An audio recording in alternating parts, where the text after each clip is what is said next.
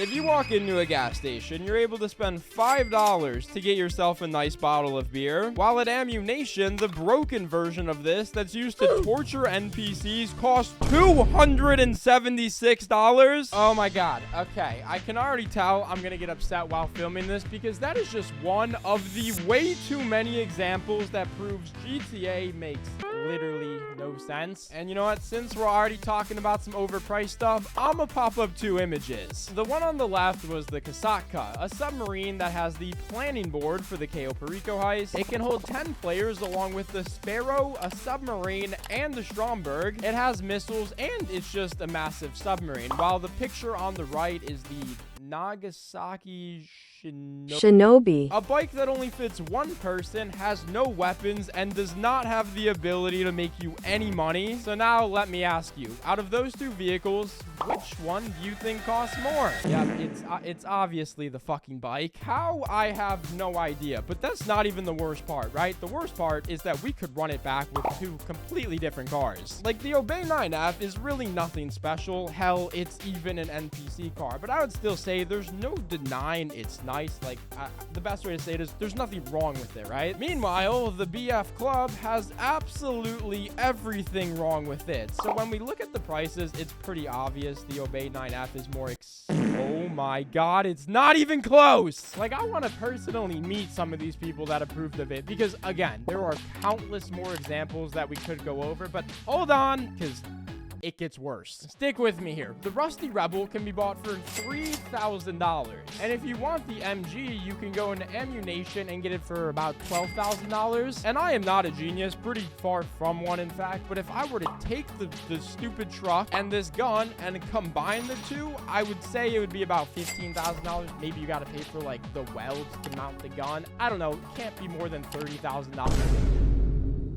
Yep, I don't even want to commentate on that one. Point is that prices don't make any sense, but I'll stop yapping about that because you know what also doesn't make sense? Pretty much just everything around the GTA universe. Like, we all know the train cannot be stopped. Besides, yeah, I know Vanoss did it one time. Okay, you can stop your typing, but besides that, no matter what we do, the train keeps moving. But if you come to this location, the NPCs are so damn stupid because there is a railroad crossing here, but when the train comes by, the NPCs will just casually run into it, and it usually doesn't end well, but low-key, their fault. But oh, dude, speaking of NPCs, I don't even know where to begin. Well, I guess we were just talking about the train, and I don't know how much attention you guys pay to the conductor, but he kind of just drives around all day. However, if you get on top of the train and throw a Molotov near him, he will actually just jump out, which, I mean, fair play. I threw a Molotov at him, but the train will just keep on going forever, which I don't understand. You've also probably seen NPCs just sitting down. Seemingly nothing wrong there. Dude's just chomping on his bagel. But anyone sitting down was cursed with half a heart because by simply touching them too hard, they fall over and, well, for lack of better term, they fucking die, which you would assume puts fear into all of these sitting NPCs. But if you come to this location, there's a dude who's just chilling, sitting on the half pipe, and he is not scared of anything. If I whip out a weapon and accidentally eliminate his entire friend group, he just doesn't care. I can point weapons at him, throw a concerning amount of explosives right next to him, threaten him in the scariest way possible, but nothing. And then there's also like NPCs who can just casually fall through solid metal. There's security guards who are scared of us. Basically, to sum it all up, NPCs are cooked. But let's talk about something so much worse: infinite water. If you come to this location on the map, you can find a massive water tower. There's nothing really wrong with this until you start shooting at it where water starts to come out. Again, nothing wrong here at first, but if you put 2 holes, then 3, then 4, and so on, you can make this thing leak a lot of water. So at this point, you would probably assume it drains out pretty fast, but it never actually does. In fact, if you shoot at the top of it, water comes out. But maybe I'm just over here tripping. Maybe this water tower is connected to the ocean underground and it feeds it infinite water. But if you come to the Mile High Club, there's something that I know I'm not tripping about, because on the roof, you can find these buckets of oil, and if you shoot at it, it starts leaking oil, right? But again, no matter how long you spend shooting at this thing, it just never stops, and you have infinite oil. America would probably pay way too much for that bucket. But anyway, quickly, I want to talk about housing. Now, this apartment that I'm in, I'm sure most of you own it, and I don't really have a problem with it. It's cheap, it's got a chill interior, it's just a chill place to be. But Rockstar, why did you give us a balcony that we can't use? In fact, out of all the different apartments and the dozens of different ways to customize them, why does not one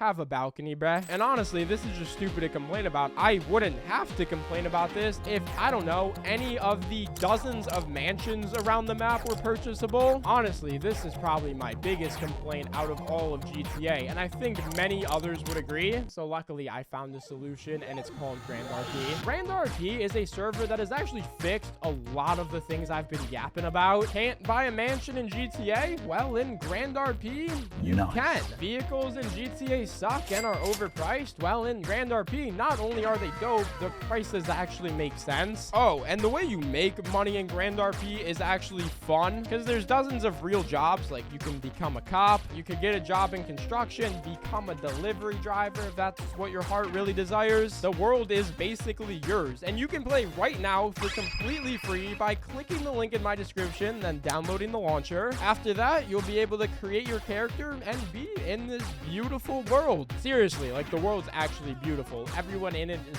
lovely to be around, and I even play it, like, a lot. So maybe you can find me.